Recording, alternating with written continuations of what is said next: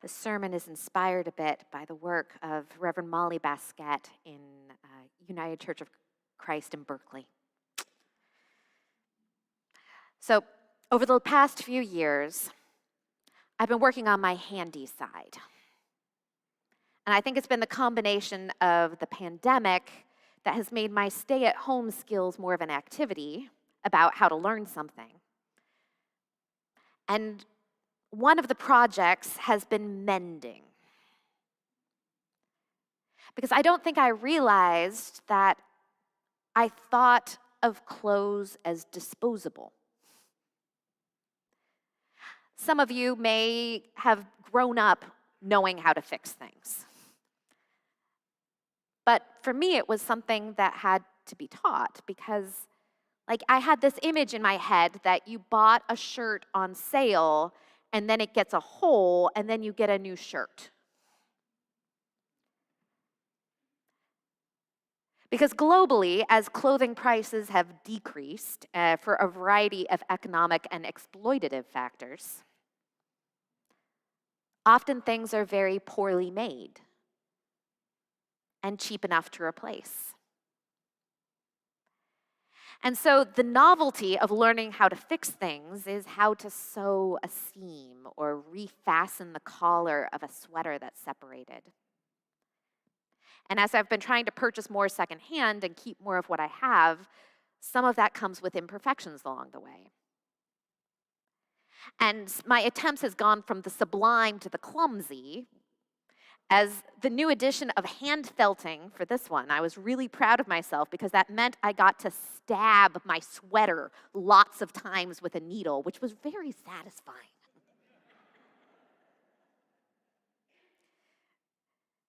But I couldn't help but be a little embarrassed for the times that I fixed something and it was still visible. You could still see that I'd tried to fix it and that I was not a professional. And so I was introduced to the world of visible mending, where folks take the opportunity to fix something and not try to make it look like just good as new, which was what I was aiming for, but instead, we'll move that up. Instead, make it really clear you tried to fix it. So something that is in a contrasting color that is really, online they can make it look beautiful, like rainbow colored and things. But at least my attempts at visible darning have meant that I have a reason I get to use darn in a sermon a lot. So there's that.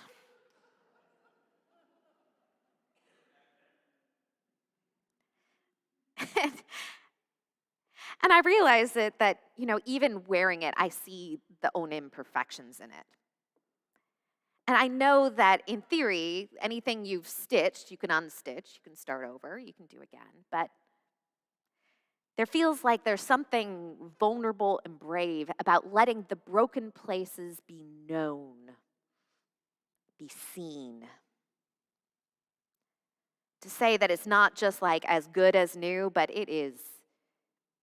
it's changed and transformed. And it will never be like it was again.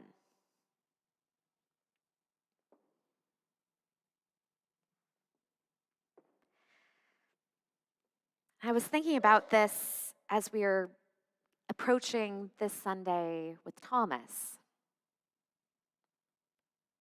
Easter isn't a Sunday, it's a season. And throughout Eastertide, what we hear is more stories of the disciples trying to make sense of what it was that happened after that empty tomb. As Mary came back with a story that seemed too good to be believed, and the disciples gathered in this locked room, afraid and confused and probably cramped in there, until Jesus comes into the locked door and stirs things up, declares, "Peace be with you," and reveals this new life and resurrection that meets them right where they are. except Thomas missed it. And if he has a few questions, can you really blame him? He's bringing all of him into his journey of faith, a journey, by the way, that actually had the courage to leave the locked room that the other disciples were too scared to budge from. But a journey that means that Thomas is clear that what he needs to see, that he needs to see Jesus, that he needs to see the hole in Jesus' hand in his side, and then and only then will he believe when he can see the wounds and also see that Jesus lives. Then he can believe in resurrection. And you have to say, he's got a point. Because what is resurrection if not needing to see two impossible things together at the same time, like life and death?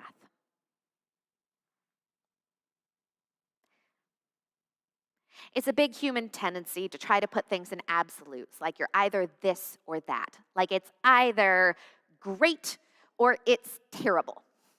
Like you are the winner or you're the loser. Like you are the best or the worst. Catastrophizing or putting something in absolute thinking. And as a recovering perfectionist, this is something I know well. The tendency to say either something is perfect or it's ruined. And in our wider world, this is drilled into us that we can either be the epitome of health and loving relationship success, valor, or everything that's terrible on the other side. And so it seems almost obvious to say that you're either alive or you're dead. But the mere idea of claiming resurrection means you need to claim both. And what Thomas is in fact saying is that in order to believe Jesus' resurrection, he needs to see both the wounds and the life, and then, maybe then, he can wrap his mind around this. And although we can say the resurrection of Jesus is a fairly unique event, but for any of us who wish to conceive of what it would mean to live a life as a resurrection people, as an Easter people, we have to have an image of what that looks like. Of what does it mean to live in this reality of both the cross and the empty tomb on the other side? And how can we be something that we haven't seen? If we haven't seen Jesus in the upper room, what are the resurrections that we can claim and know and imagine a life out of?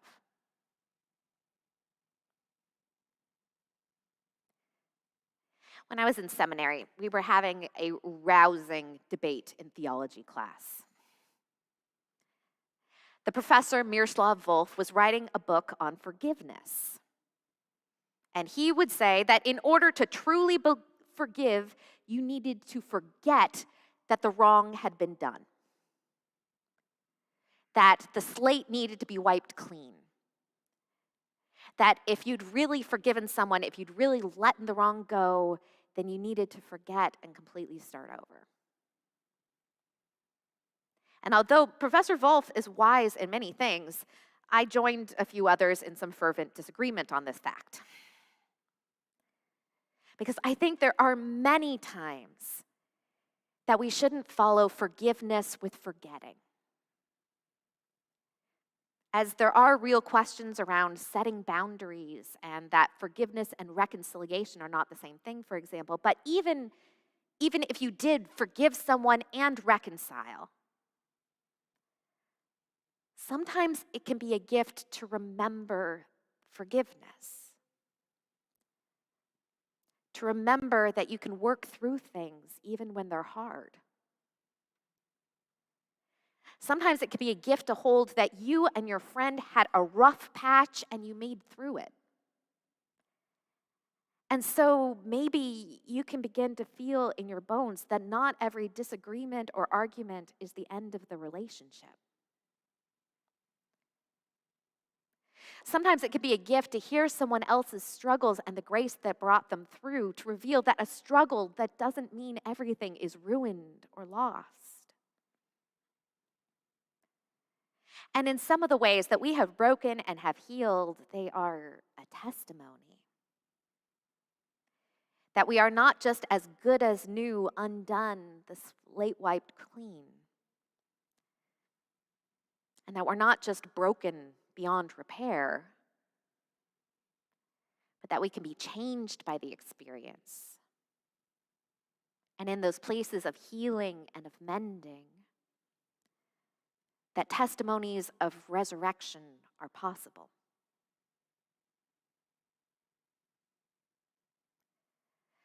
Reverend Vinod Wesley is pastor of Chicago Tamil Church and wrote the opening litany today and shared some reflections on the figure of St. Thomas. Tradition says that Thomas the Apostle would later in life come to teach in India. And traditions in India around St. Thomas are very old, documented from early tradition and lived despite persecution for over 1,700 years. We have records of Christians in India from before 600 AD. And although we tend to tell the story of Christianity centered in Rome, this ancient Christian community grew in a different path in India and was distinct enough that when the Portuguese arrived in the 16th century, they wanted to convert these Christian folks from their heresy.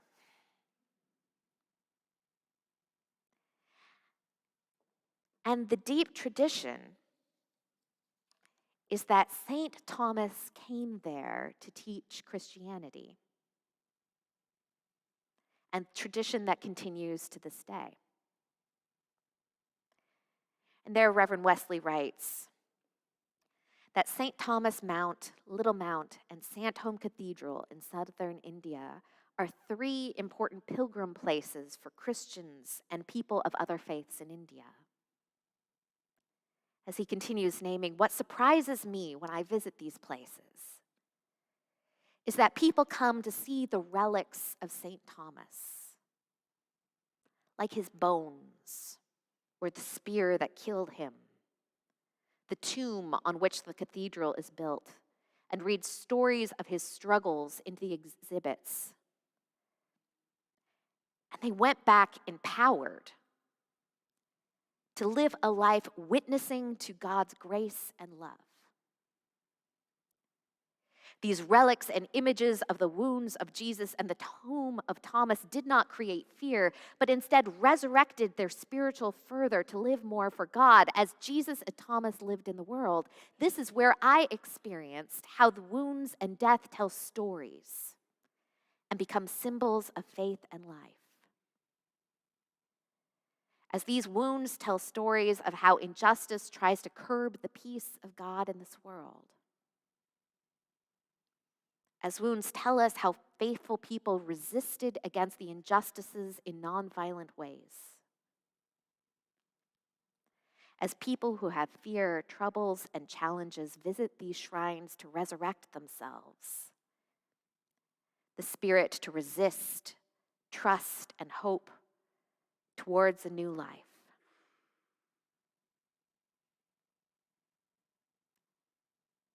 As I picture Jesus there with Thomas. Thomas who said, this is what I need to believe Jesus is resurrected. Here is my ABC, to see his wounds and touch him. And how that experience changed Thomas and the trajectory of what his life would be.